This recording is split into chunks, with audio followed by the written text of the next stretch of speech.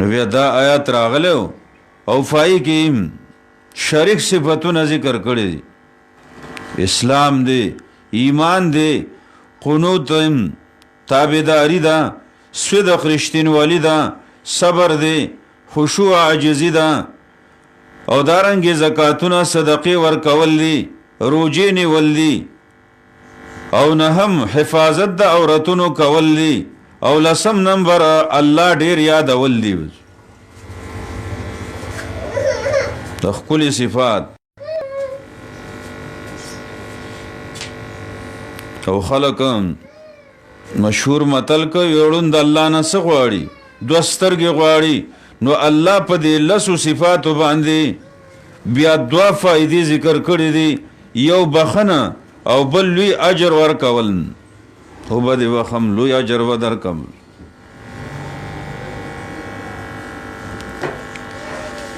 والمسلمین المسلمات او دا نور صفات په داسې لفظ ذکر کړی دي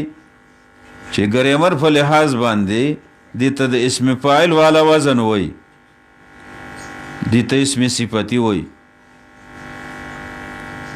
مطلب دا دی چې دا صفت پکې موجود وي لکه موږ عام مسلم یو نو مسلم هغه ته ویل کېږي چې اسلام پکې موجود دی د اسلام والا صفت دسې مؤمن نو دا نور صفتونه نو چې دا موجود شي او راشي د دې په وجه به الله دا دوه فائدې ورکوي حقیقت کې راشي او بیا د اسلامي اول نمبر کې ذکر کړی دی ځکه چې دا اصل کې هغه ظاهري وینا دا ظاهري اعمال دی په بدن او په مال او په دواړو باندې څنګه چې نبی صلی الله علیه وسلم دای تشریح کړی و جبرئیل علیہ السلام تپوس کړو چې یو طریقه د دین د معلومولو د دین د خودلو هغه تفوسی خطفوس اسلام شه دی رسول صلی الله علیه وسلم وتا هغه تعریف کړو هغه ته خودلو بیان کړو شهادت د لا اله الا الله محمد رسول الله منصفه بندي زکات ور کول روزه نیول حج کول نو پدې کې ظاهر کې چې کوم اقرار دی او په بدن باندې چې کوم کار دی د منځ او روزه او په مال باندې چې کوم ذمہواری د زکات او دارنګې دواړه چې په کې لګيږي حج دا ټول کې جمع کړي کن نو چې کله دا ظاهري چیز په دې باندې فتح لګي د انسان دی وجنه دا مخ کې کړي چې دا شا خو بیا په دې باندې بس واله نه دی چې مؤمن هم شي سمانا فضل کې باوري په ټولو هغه څه چې د الله نبی د الله تر طرف نه راوړي دي بس سره د اقرار د جبنا او سره د کار د اندامونو نه ایمان دغه چیز دی او کوم ایمانیات د ایمان ارکان چې هغه شپږ دي الله منل نور سره ملائک منل رسولان منل کتابونه منل آخرت منل نو تقدیر منل دیتا ارکان د ایمان وای ار شعبی د ایمان خو صدبره شفیت دی یا صدبره اوی دی خدانه دادی دا زلبانی منل په جبه ویل په اندامونو بانی بیا د دې د فاره چې څنګه استعمال دل دی هغه سي استعمال دل د ایمان بنیاد د باطن نه دی علما د دې فبارک دغه وای چې صرف دا فرق معلومیږي چې اسلام ظاهر سره تعلق ساتي په باطن پوره کیږي ایمان د باطن سره تعلق ساتي په ظاهر باندې پوره کیږي باطنی او ظاهری تابعداري د ایمان او د اسلام صفت خپل اول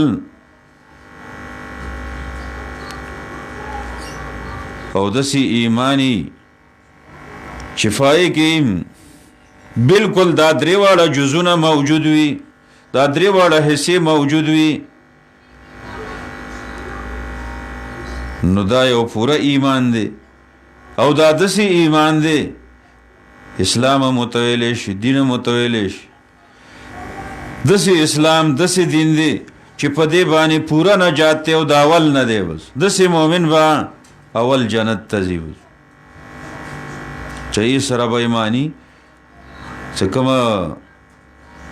شرک دی هغه اوس مرګره نه کو، هغه اوس خو بیا بیلل او یا ګناه ور سره نو د خوارجو په شان او د معتزله په شان د سنه دا چې په لوی ګناه باندې کافر کیږي او یا د کفر او د ایمان په منځ کې کیږي، خونه ګناهګاریږي،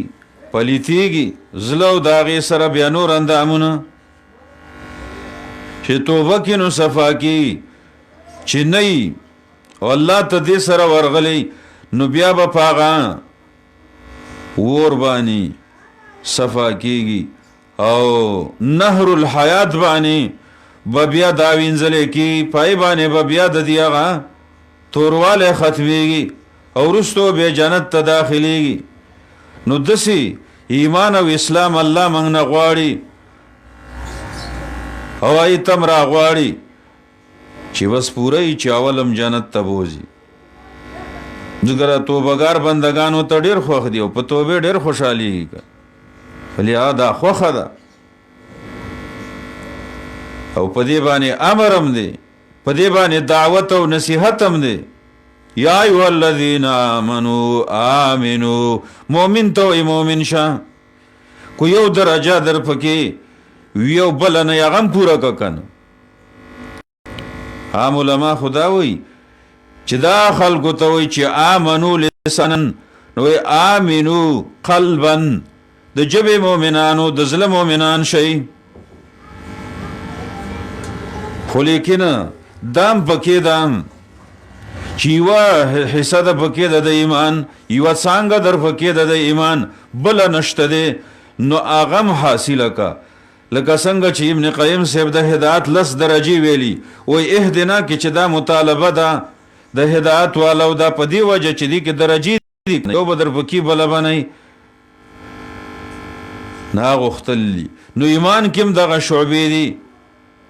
یو در پکې د مؤمن یې خو لیکن کمې دي ځکه د ایمان کمی او دارنګ زیاته خو موږ منو اهل سنت والجماعت او صحیح مسلمانان چې کمی پکې د یو درجه ایو درجه تفاتی ده نو هغه پورا کوز. خونن مسلمان انسان وي چې ماته د دنیا په تعلیمونو کې چې یو کلاس فاتح دی هغه به پورا کومه، خو لیکن ایمان کې ډیر فاتح وي نه پورا کوي. یا د دنیا تعلیمونه نه علاوه د دین تعلیمونه چې دي درجه دی فای کې یو درجه مې کړي دویم راته فاتح وکوم د سزا تر نه پورې درجه او ځنه اتو پورې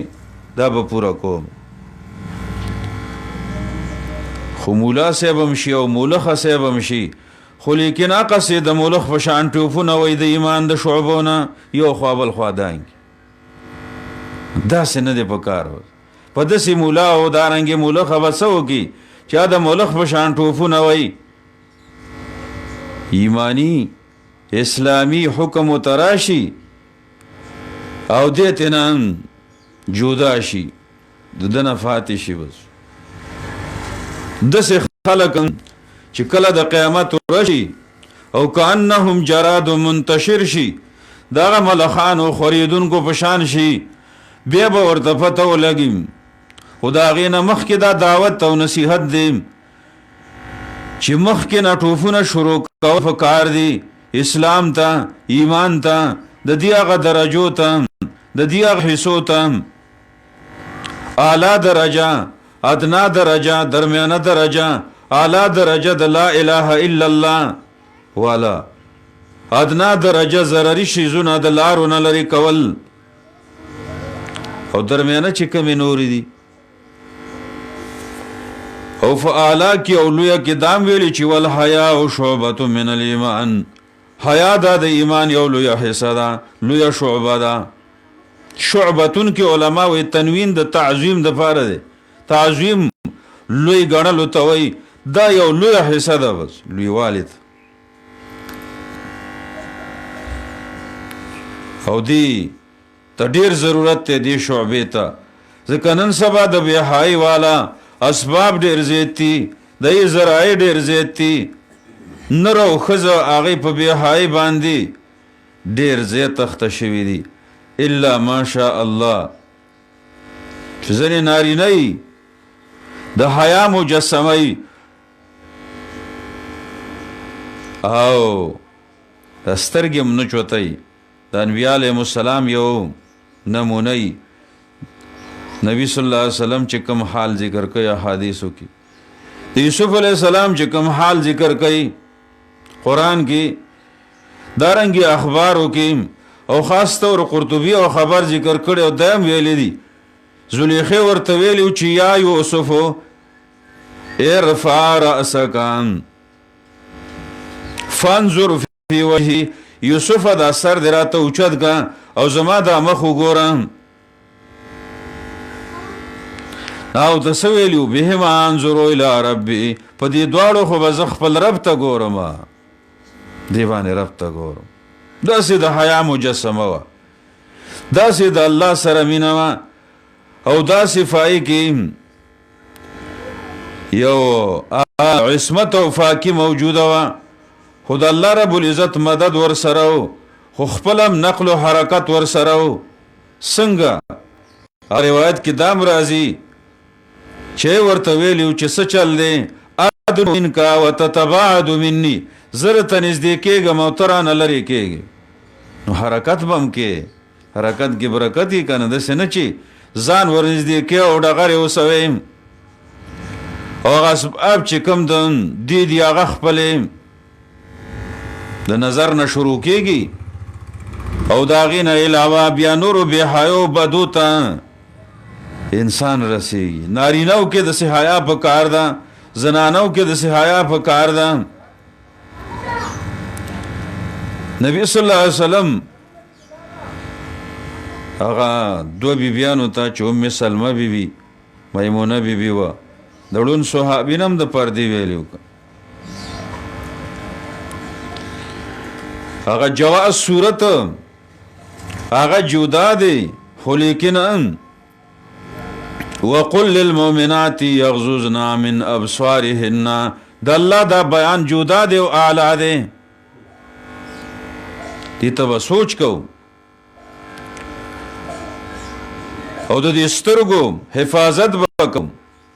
په دې باندې به حیا کو ځکه چې دا بې حیا شي نو بیا ظلم بې حیا شي چې زله بې حیا شي نو بادشاه بې حیا شو نو بیا ټول اندامونه بې حیا شي نو بې حیا باش هر چې خواهی بکنه بې حیا شه نو څه چې غواړې کوه نو بیا هر څه ته آزاد شي بې شرمېږي هم نه د خپل او نه د پردي نه نه د ښځې او نه د سړي نه حیا ترې نه لاړه شي دې وجې نه دا من سنن المرسلین پیغمبرانو سنت کې دی دا شعبة من شعب المؤمنین دا لویه شعبه ده د شعبو د مؤمنانو نه لویه حصه ده د دې د حصو د خپلول په کار دي او د چا نه چې حیا کول او ستر کول دي نایبانې ځان خبرول په کار دي او بیا برابرول په کار دي جون کې به لږه پابندي وکړو خو آخرت کې به ډېره ازادي ومومو دا د قرآن هم دعوت و آیاتونو د نبی آخر زمان هم دعوت صلی الله علیه وسلم او حدیثونو د اینا زیات او دا د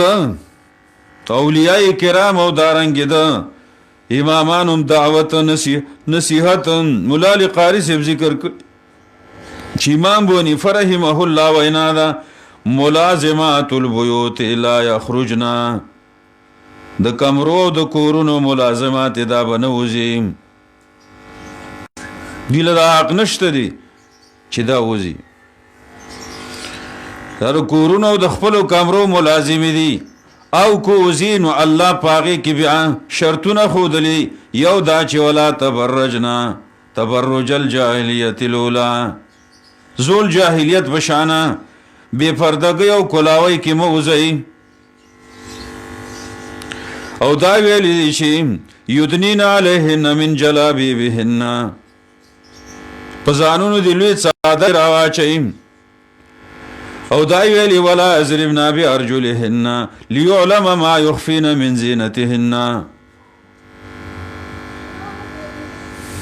د ډول ښکارا کولو معلومولو د پاره دی پخپو باندې ځمکې نه وهي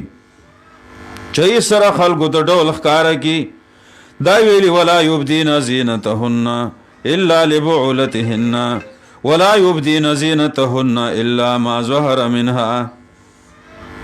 پل جخکاری والسیدہ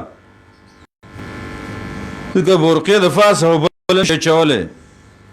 کپڑو دفاسه خو نوری نشی چوله نو دارنگی چاہتا چخکارا کول لی ای پا بارکی اجازه و ازادی دام نو ای تر اخکارا کئی خو نورو تنم شرطون دی آیاتونو کی شرطون دی حدیثونو کی پردو سڑو سر ازان لواله نکیم که فرده سڑه چه فرده خزی سزان لشی نو درمی شیطانی ولا تغزوان بالقول نرمی و ایناگانی دمن کئی فیتم علی فی قلبه مرضی انسان و تم پیدا کیو اور اللہ تعالی فعلی طور او قولی طور آداب خود لی شرعی آداب دیتا ہوئی او دی که شرعی حیا خود لی دا نو اسلام پکار دے ایمان پکار دے د دې هغه ارکان پکار دي د شعبې پکار دي نو دا عظیمه شعبه پکار ده چې ول حیا او شعبه من الایمان حیا کی وجن تیرو او د دې هغه نور حصے خاص تورم چې دې صفاتونو کې دلته مونږ نه ذکر کړي اگر چې د اسلام کې راضي په ایمان کې راضي د منصفا بندی او هغه کول چې الله دی منصف په قرآن کې ایمان ویلې نو دام یو شعبه ده کن وما کان الله لیضیع ایمانکم ډیر انسانان او ډیر زنانان اثر د دینه چې منصف جوړی وي شرعي عذر نوی وای نه کوي یی بے وخت کوي یا پخپلم نیت باندې کوي په دې خلی باندې نیت می کړی د زړه د اخلاص دا نشته په زړه کې یا پخپل ترتیب باندې ودار چې خپل خپلې طریقې دي خپل ترتیبونه دي نه په دې ځان په یکو نیت به په زړه کې وي او ترتیب به هغه چې د محمد رسول الله صلی الله علیه وسلم هغه نارینه او زنانه او امام داغه وخت داغې نه رستو تر قیامت پورې او هغه ویلی صلو کما رایتمونی اصلی دسی منځ کوئ څنګه چې تاسو زلی دلیم چې منځ کوما دسی منځ کوئ څنګه چې تاسو پوه شوي وئ زما په مونږ رؤیت لیدلو ته وئ اوس به خلک دا نه وئ چې من خو نه دی لیدلی کنه نو رؤیت پوهې ته م وئ درې معنی کوي علما د سترګو لیدل په خوب کې لیدل نو په زړه باندې پوهېدل دلته رأیتمونی کې په سترګو لیدل او په زړه باندې لیدل او پوهېدل چې معلومات وشي تا ته د محمدي مونږ معلومات وشو بس هغه به کې هغه به معلومې مز کاول چې دی نو طلب العلم فریضة علی کل مسلمی کن دا هر څه معلوم اول دا یې نه رستو چې دی نو بیا مسلمان په هغې کې استعمالېدل نو مونځ هم معلوم اول پای کی به استعمال دل چې معلوم شي او به پک انسان استعمال شي د سیمونزو او بیا صحابه کرام هم دای په طرز باندې را روان نارینه او زنانه خپل طرزونه نه خپل طریقې نه وي او څوک هم دوکه نه کی د نورو د ښځو د خلو نه موږ اورېدلي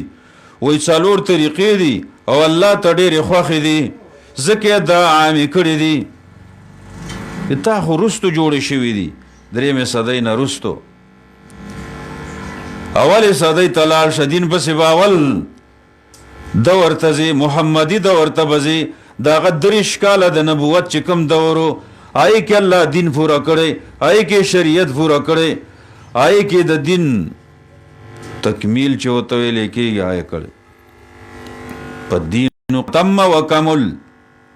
مولا علی قاری رحمه الله وایي دین تام شوی او پوره شوی نه هغه وخت کې چې تام شوی او پوره شوی هغه وخت کې څنګه مونځ و نبی علیہ السلام څنګه مونځ کاو څنګه مونځ یې ښودلی دا داسې جلتی مونځ یې ښودلی کو د قلارۍ رفع الیدیانو لاسونو پورته کولو والا کو دینا بغیر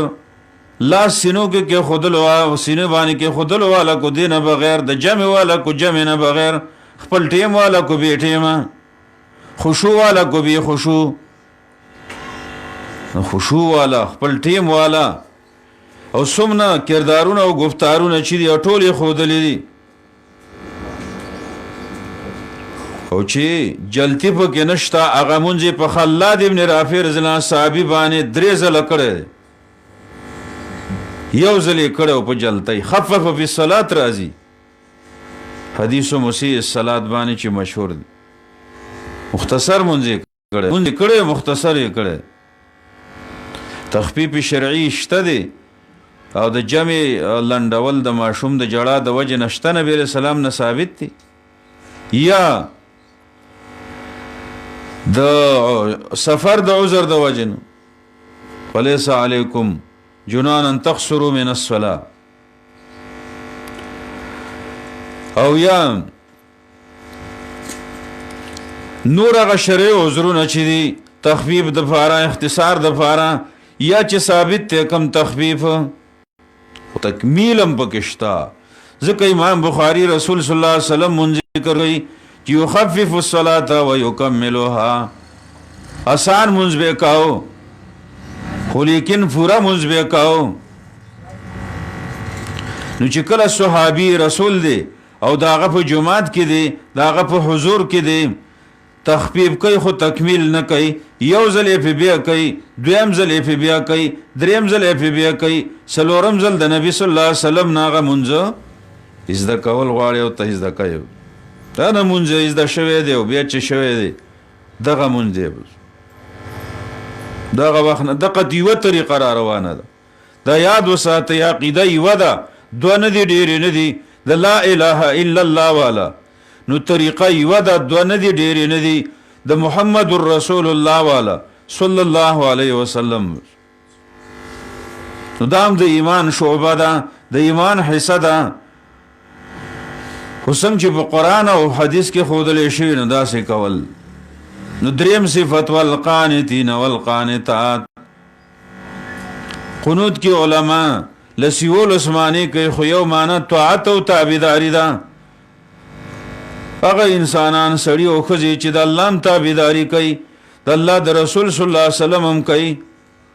او سړي د ښځو په حق کې تابعداري کوي ښځې د سړو په حق کې تابعداري د سړي هم د ښځې شته خو په ښو کې او د ښځې هم د خاوند شته خو په ښو کې د اولو الامر هم شته خو په ښو کې چې حاکمان دي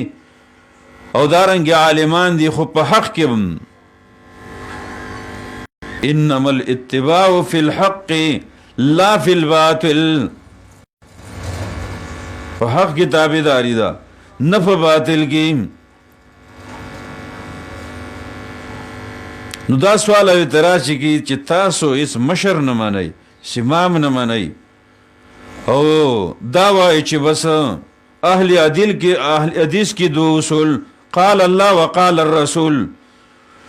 ویدا ختم وی لا اله الا الله محمد رسول الله وی کو نه وی قرآن او حدیث وی کو نه وی او دا وی چې کامیابی د الله په حکمونو او نبی علیہ السلام طریقو کې دا کو نه دا خو یې کنه خو سوچ دی وته نشه اسې د توتی هغه خبرې دی ویږي فنن او ما ته کله مرګري وای چې ته څنګه لې دې شوی نو زه د هغې څه اسباب بیانوم خو یو سبب پای کې دا چې تبلیغانو سره موږ دا وختونه لګول نو هغوی دا خبره ډېره زیاته کوي کامیابي د الله په حکمونو او نبي علیه السلام طریقو کې الله کېدو غیر الله نه کېدو او د نبی علیه السلام نورانی طریقو کې د دواړو جهان د کامیابی یقین غیرو کې د ناکامۍ یقین نو چې کامیابی په دې کې ده او دا یقین په کار دی او دا وینام ده نو دا خو کولم دي که نه په دې راتللم دي نو چې دا څوک وایي او دا څوک اوري نو بیا به عملي جامه دې له ورکولی شي کله چې ورته د الله حکم ښکاره کړي د هر چا په ذریعه باندې په هر ځای کې په هر ټیم کې سمینا و اطعنا د نبي طریقه ښکاره کېږي د هر په هر ځای کې د هر چا نه په هر حال کې نو سمینا و اطعنا چې الله د اولنو مؤمنانو دغه صفت ذکر کړی دا به د میانځنو مؤمنانو آخرنو مؤمنانو مسلمانانو می وقالوا سمعنا واطعنا غفرانك ربنا والیک المصیر اوریدل دي عملی کول دي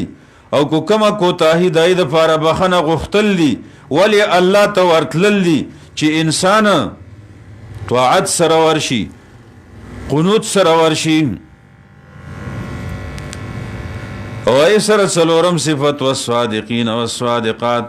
رښتینی سړی او دارنګي رښتینی ښځې رښتینواله فی النیات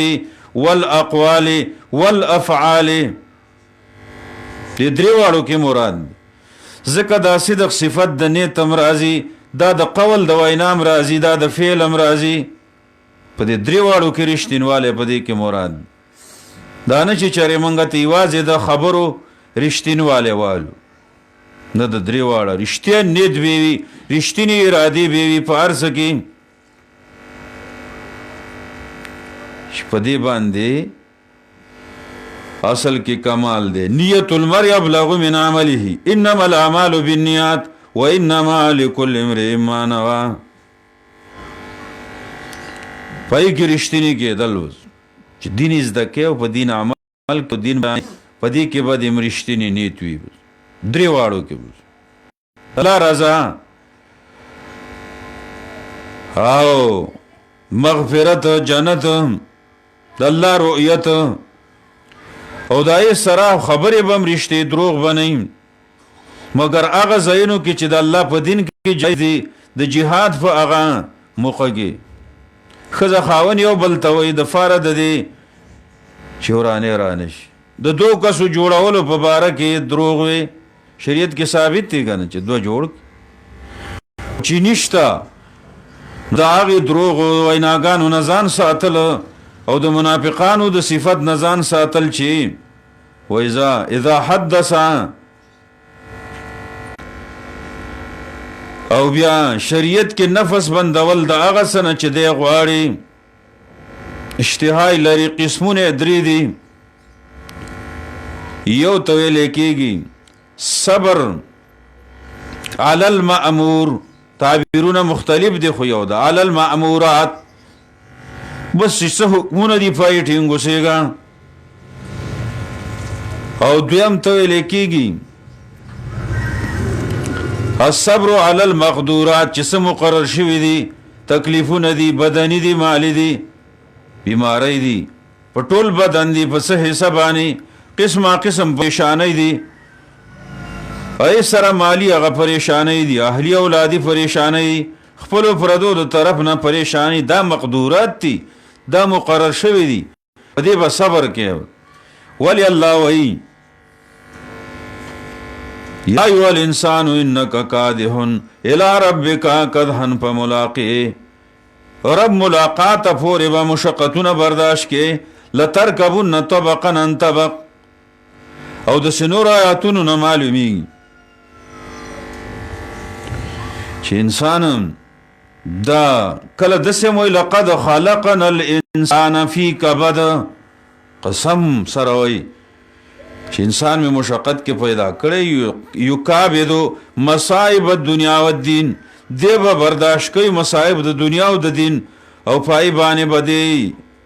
ورزي داسې دا مقدورات دي په دې به صبر کولی شي مړی وشي،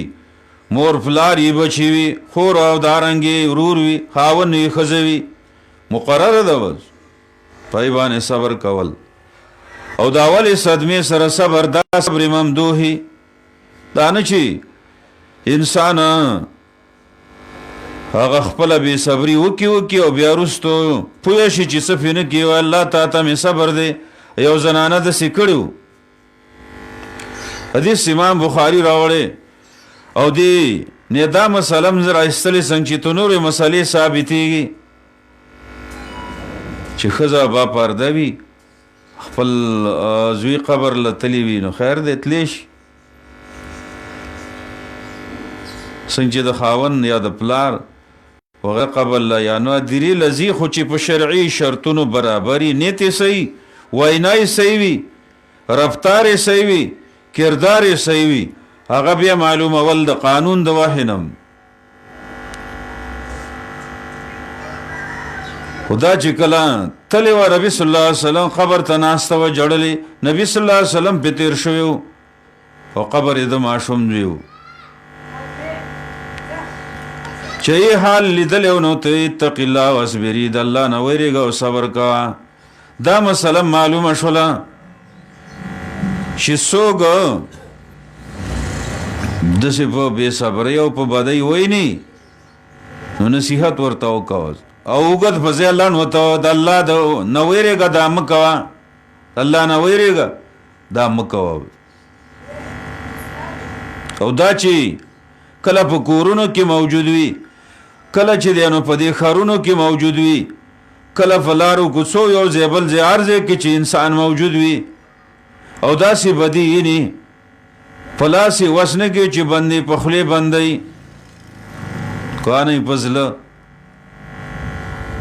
نو دا بیا سبب دی د فاره د حفاظت او د فاره د خیرونو او د فاره د بچاو د عذابونو نه او د لعنتونو نه او دارنګې د دې قسمه قسم بلاګانو نه د بچاو سبب دی. نبی صلی الله علیه وسلم داسې کړي دي، هغې ورته ناشنا غونته خبره کړې وه، پېژندلې نه، وروستو راته نه معلومېږي. ایک عنی فإنک لم تصب بمصیبتی، زما نه خواشه زما غونته مصیبت د ته نه دی رسولی شوی. رسول صلی الله علیه وسلم ته لاړ، نو معلومه شو چې څوک د ته دعوت نفس بد ووایي، نو بس ته ورته بد مه وایه، بس برداشت یې که. بس نبی علیہ السلام یې څه ورته ونه ویل، آی ته چا ویې خدا د الله رسول صلی الله علیه وسلم فکرمنده شوه او را روانه شوه، رسول صلی الله علیه وسلم دربار ته راله او ساده دربار و دربانچیان یې ونه مندل، ورله خپل عذر یې پیش کو، وی ما نه وی پیژندلې. رسول الله صلی الله علیه وسلم ته ویل انما الصبر عند الصدمة الاولى، ښه صبر اولې صدمې سره یې، ته اوس کې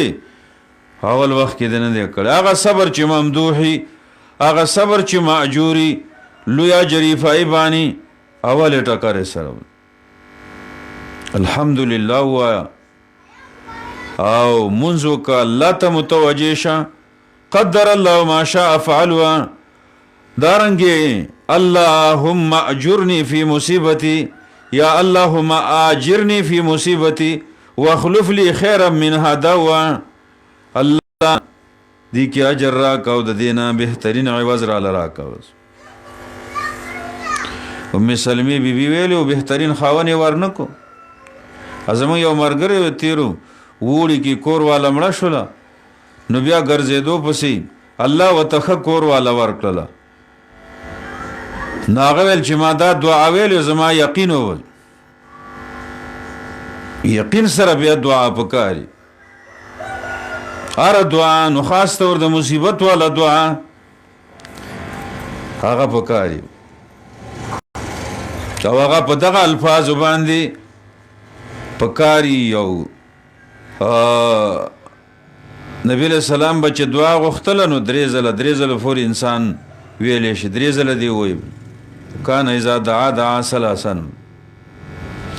نو صبر علی المقدورات پکار دی،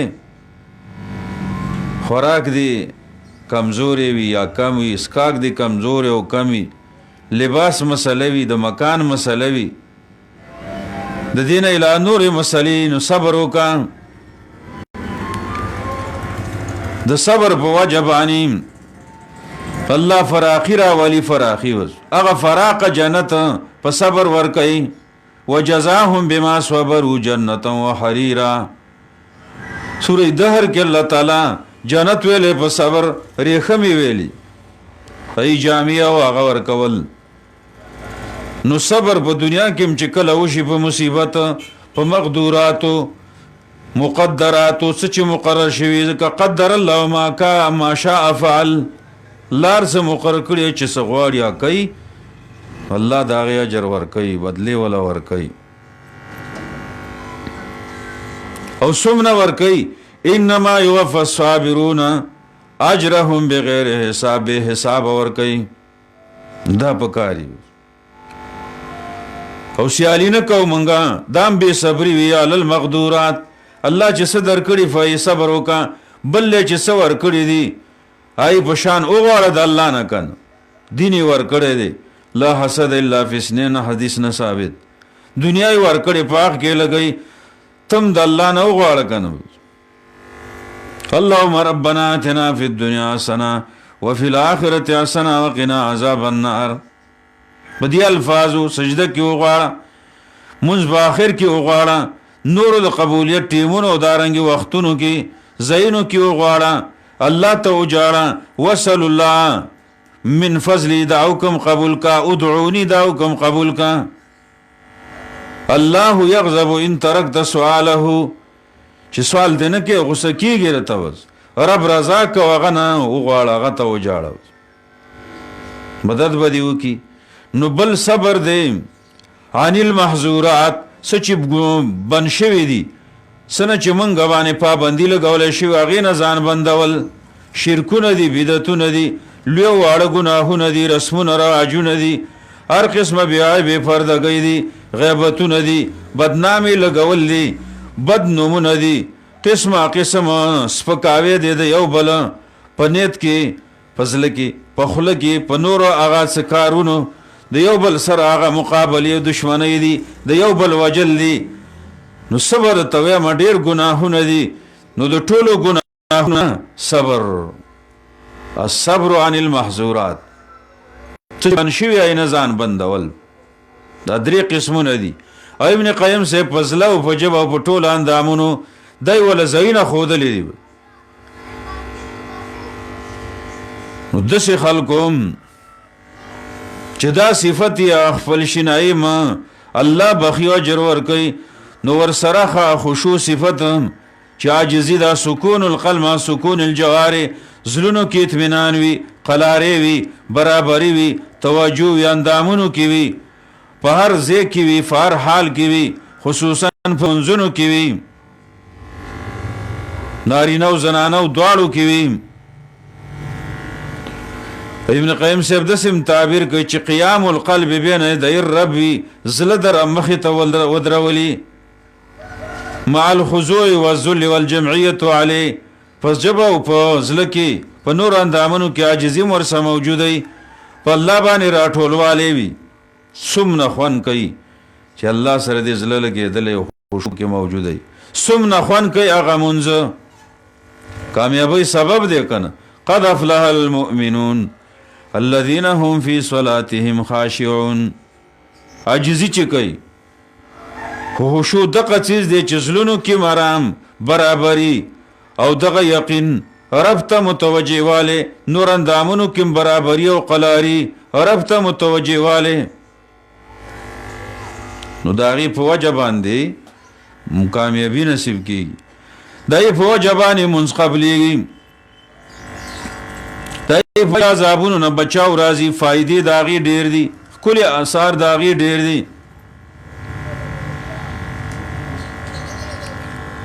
او دا داسې یو صفت دی چې یو دې له حکم د فرضیت دی، او شیطان اړول راړول کوي التفات، نبی علیہ السلام منع کړو. او چې کله راځي نو بیرته د زړه متوجه کول فکار دی، ځکه هغه خو کوشش کوي چې انسان توسوسه واچي اذکر کذا خنزب په نوم باندې شیطان نبی علیہ السلام ذکر کړو. عبداللہ ابن عمرو ابن العاص رضی الله عنه چې نبی علیہ السلام تخپل حال و منذرا باندې ګډوډ کړي خیرت را باندې ګډوډ کړي وی دا شیطان دی خنزب نومې دی چې دا خنزیر زړاور دی په ګناهونو بلم په دی اخته کوي توجه اړای نو سکوا کله چې دا معلومه نو پنای غواړه په الله تعالی خشوع هغه برابرېږي په دې سره او دا فرقېږي په دې سره انسان بچېږي د دې نه ښکلې صفت دی خشوع والا صفت او دام شریک د نارینه او زنانه بیا د زکاتونو او صدقو والا دې ته ویل کېږي بدني عبادت نه وروسته مالی عبادت ذکر کول فرضي زکاتونه به ورکې او ان فی المال لحقا سوى الزکات زکات نه علاوه نور حق هم پکې شته اور مال چې هغه سره وي سپین وي کو د هغې نه علاوه نغدي وي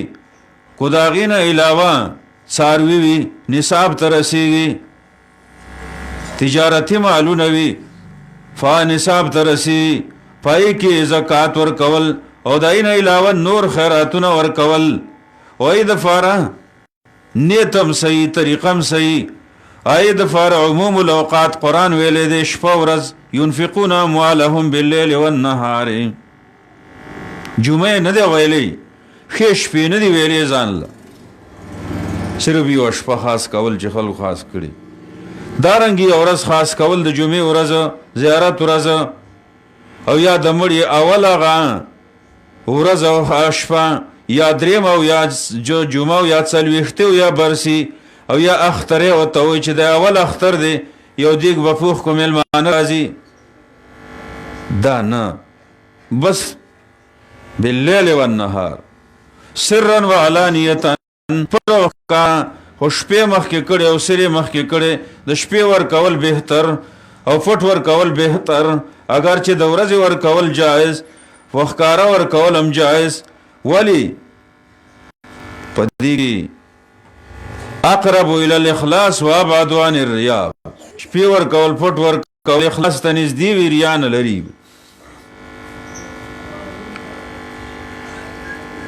او زمونږ محله کې یو زنانه ده ډېر تولې د سرو زرو سره موجودې وي او ډېر مودې زکات نه ورکولې وای دا کمیږي نو خاوند ته ما وې په دې تم ګناهګارېږي چې دا مسله ورته نه کوي خو نه پوهه کوي که نه هم پې ګناهګار خو دا زامنو له ساتمه او دا نونو له ساتمه خو داسې پې هغه هبه چې ورته وایي ورې کي وی بخي یو شانه به بیا نونو او زامنو کې به فرق نه کوي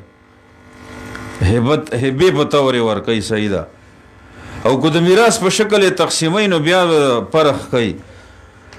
خو داسې چې بخلي ورته نه یي هغې مالکان جوړ کړي نه په هبې سره یا په تقسیم په شکل د میراث سره او دا یا نو بانه جوړه کړي چې دی باندې به زویله واده کوم او دی باندې به د لور په سمبالول کوم زکات نه ورکوي جرم دی دغه سره زر د الله رسول صلی الله علیه وسلم سپینځل دینه به په قیامت کې جهنم اور باندې تختې جوړولی شي او بیا به دی پسې نیولی شي او قرآن نه معلومه ده او سنت معلومه ده چې فتکوا بها جباههم و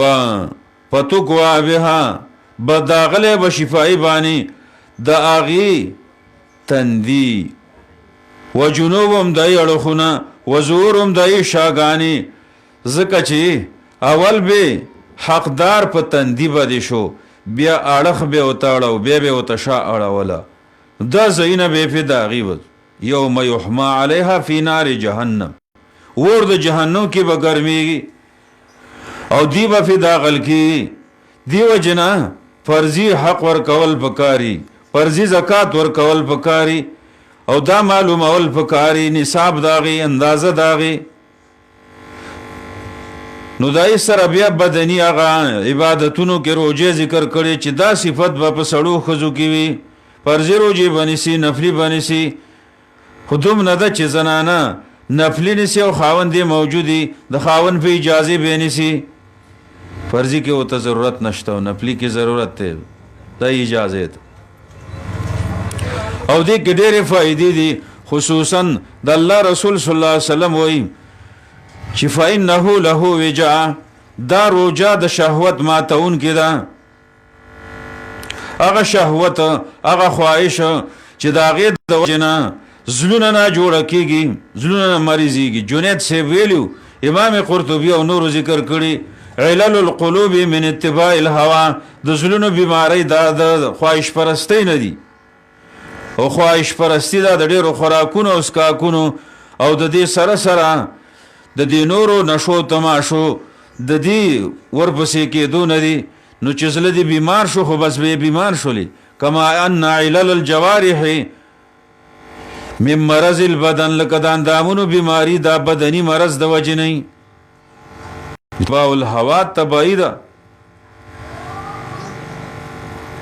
دی وجنه دا په دی باندې کنټرولېږي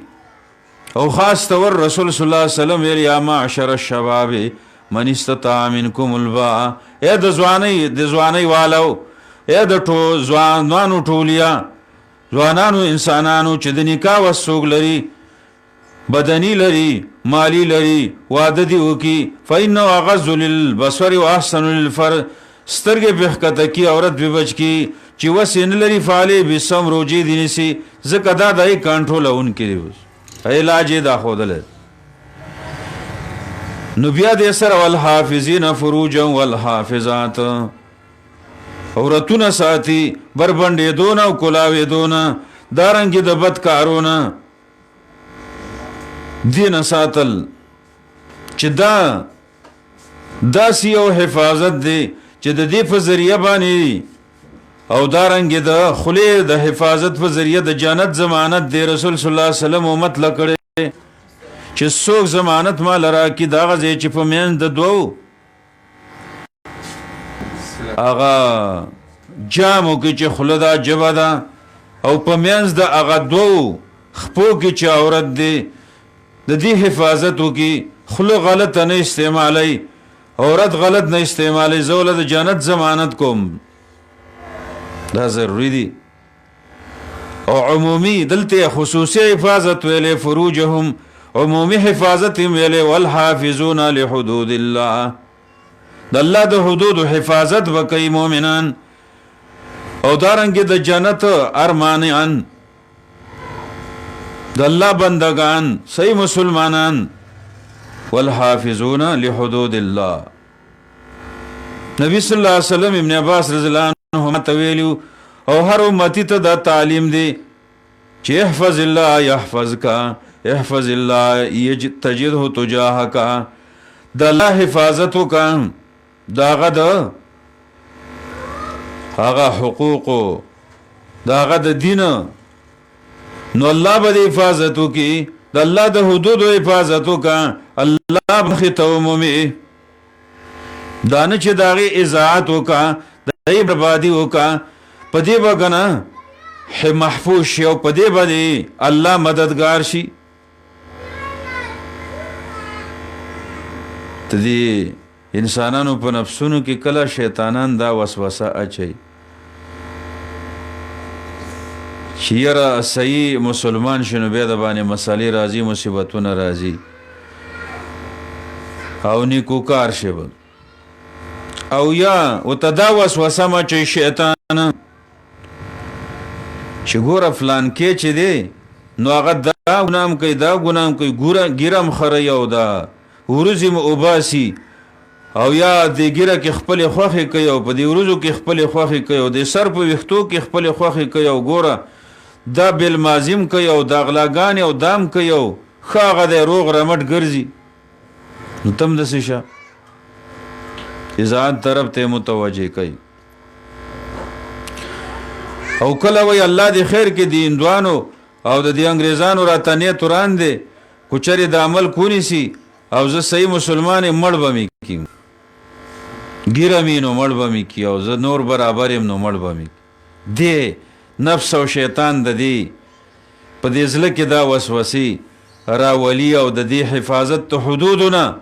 د دین او شریعت نه بندي نو دغه ته نه ګورو دغه انسانان کو سره د ګناهونو نه روغ را مټ دي، خدا بیا ګیریږي دغه بيدینه کو غلبو کې او تا شهید کې هو مقام ته به ورسېږي، په دین لاړې کامیاب شي. فلا تموتن الا وانتم مسلمون. نو حفاظت د حدود په کار دی. نو بیا الله داسې لفظ ذکر کړی حافظین حافظات،